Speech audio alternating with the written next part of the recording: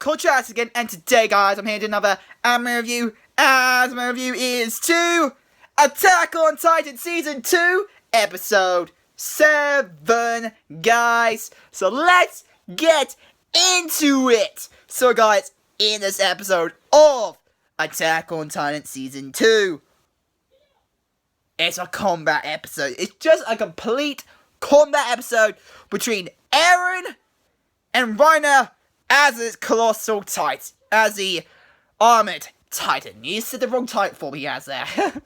but oh my god, this fight. Oh, that's so fucking awesome. By the way, the entire episode was the fight. The entire episode.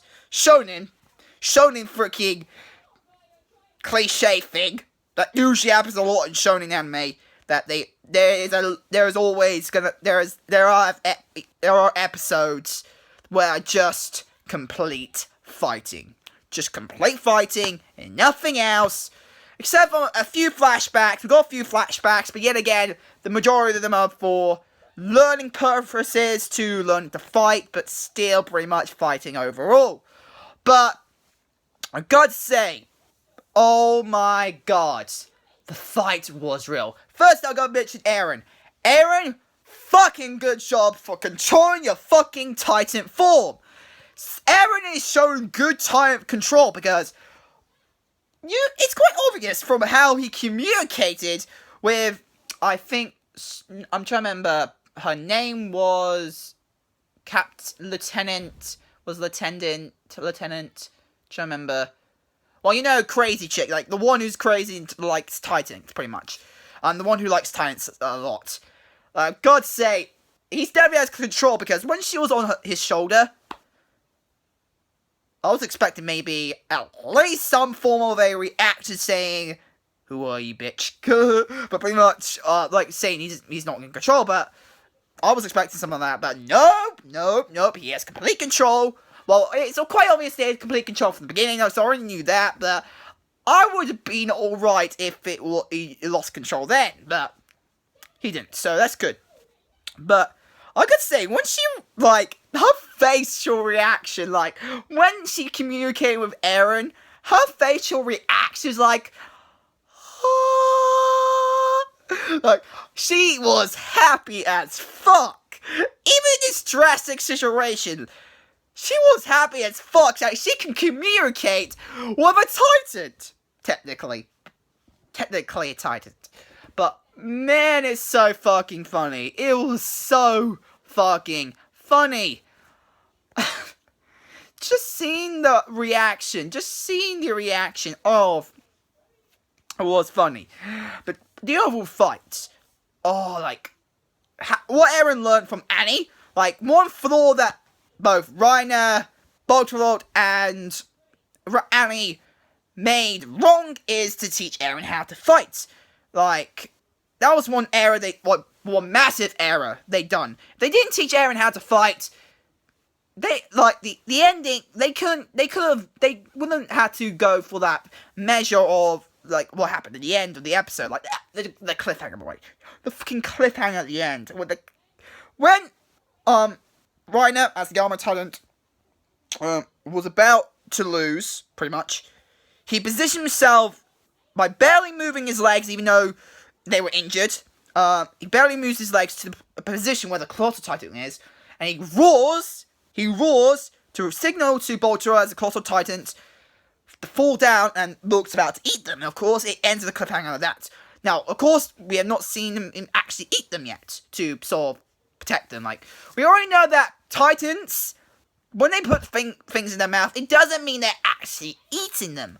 Like, you remember correct that when Annie was about to was about to escape with Eren in her mouth, it doesn't mean guarantee that she was gonna eat him.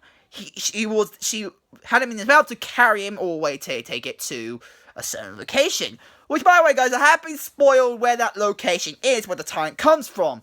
Even though I never read the manga. But I have been spoiled about that. But I've been spoiled about that for a while now. Like that either way, but pretty much I have heard about where they go, but nothing else really.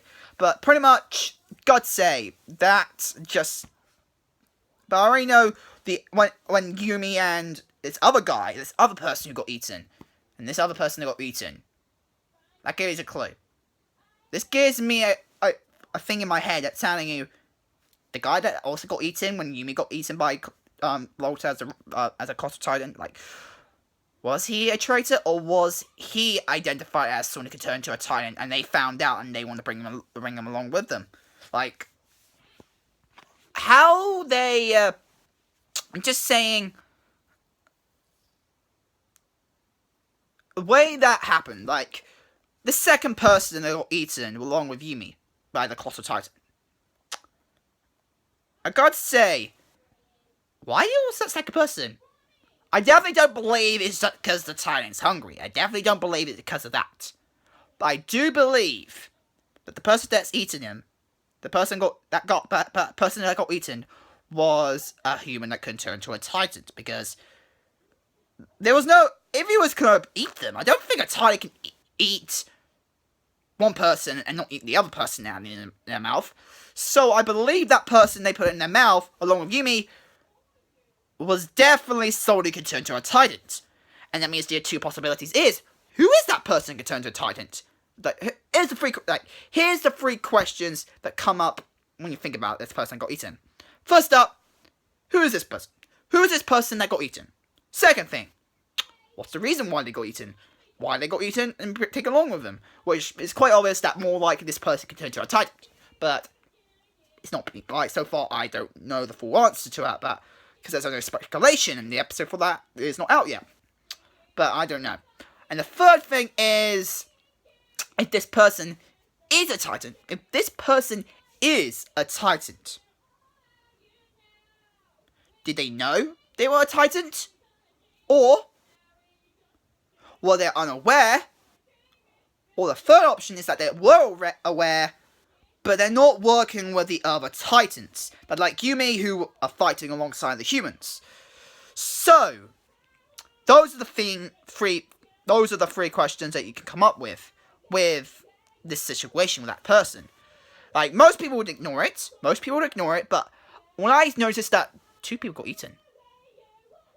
And why was the second person got eaten? Like, I already knew that Yumi didn't get eaten for hunger. Because they're planning on taking her with. Reiner and Bolter are planning on taking her with, along with Eren. But this second person that got eaten, I'm just thinking that, I definitely know it's not because of food purposes. This is definitely because they're taking along that person because that person can turn to a Titan as well. That's what I'm thinking. But yeah, that's pretty much it. But now, the overall fight, like I said, back to the fight with Reiner and Eren. Oh, God save, the fight animation for that was awesome. The animation was awesome. No, the CGI for the Colossal Titan, oh my god, that was bad. If it wasn't a video game, then I would ignore it because we already know video game animation. It's meh. Like, for playable purposes, it's good. Like, it's good for playable purposes, but as a watchable purposes, no. That's CGI. Oh my god, that was terrible. Like, this might be one time when a lot of people who say Attack on Titan has fucking good animation will be fucking pissed. Unless they're not smart enough to figure out that that animation was bad because it's CGI, and we already know a lot of anime have terrible CGI. Even the best CGI that an anime can do,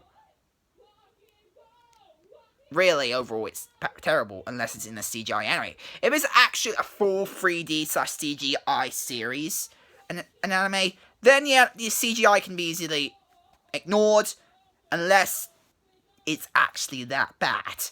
But usually, a full CGI series should usually do quite well with its CGI. Like, Ruby, even though it's not, technically it's not anime, but it's accepted in the anime community, and it's got those anime vibes and the art style. It's not really an anime, but CGI, like, from Ruby, for example, that works. That works because of how well the animation is for CGI.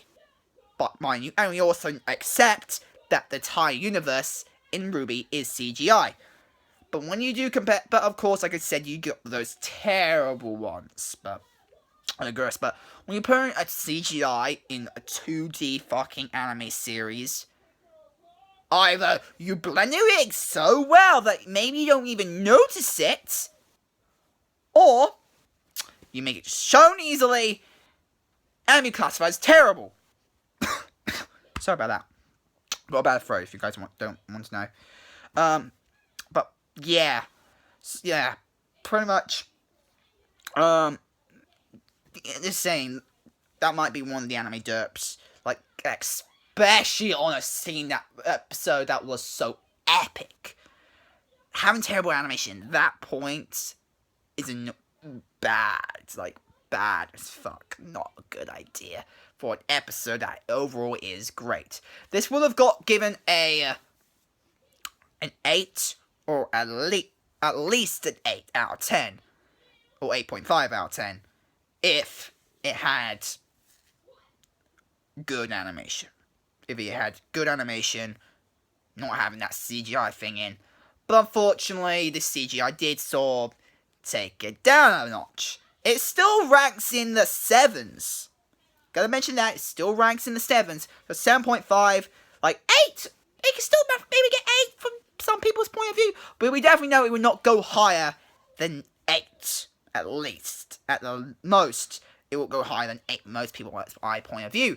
Like, unless you're not very good at telling how good animation is, on a quality standpoint, and movement standpoint as well, then there's no way you can give this episode a 10 out of 10, like, or even a proper 8.5 or 9.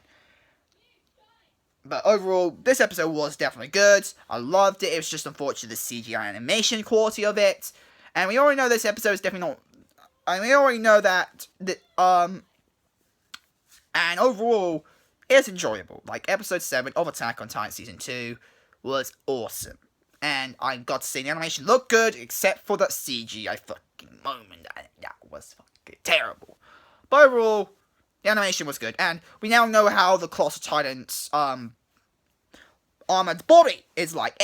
It's called the armored... the Armored Titan's armor is like. Now, and it's obvious from the name Armored Titan. It's called Armored Titan because its body is like armor. And by the way, guys, for people that actually don't know this, surprisingly, armors do have weak points. In other words, places where it's actually unprotected. Reason why? Because, first up, armor is meant to be worn when you're fighting. That means to fight, you need to move.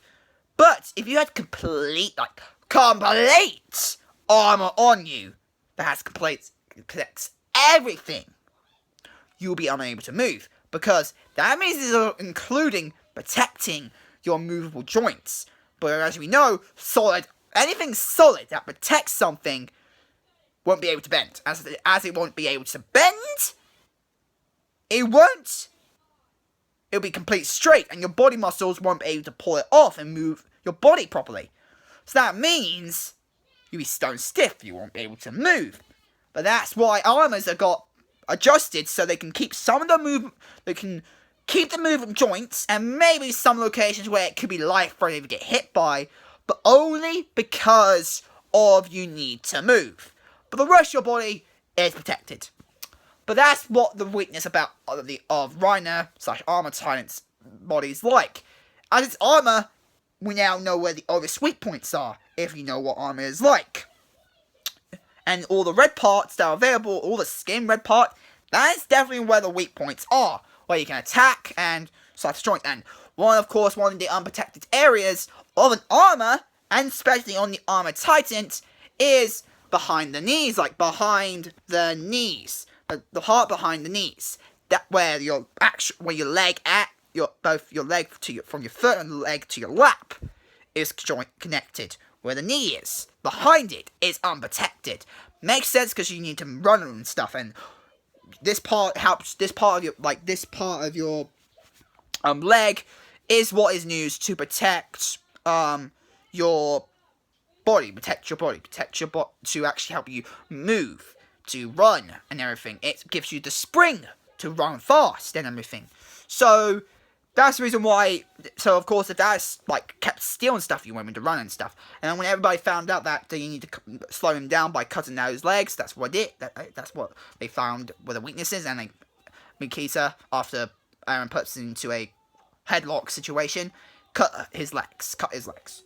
But overall, the anime, this episode was good. It's just that terrible CGI on the Colossal Titan / Boruto. It was terrible. But overall, yeah. Anyway, guys, that's my anime review to my Attack on Titan Season 2 Episode 7, guys. Episode review.